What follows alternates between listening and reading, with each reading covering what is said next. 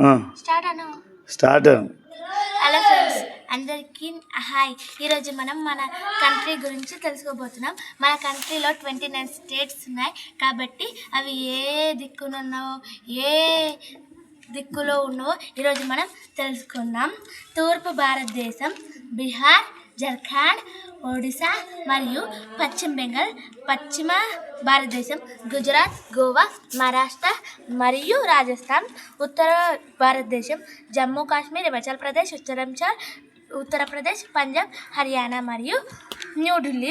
దక్షిణ భారతదేశం తెలంగాణ, ఆంధ్రప్రదేశ్, తమిళనాడు, కర్ణాటక మరియు కేరళ.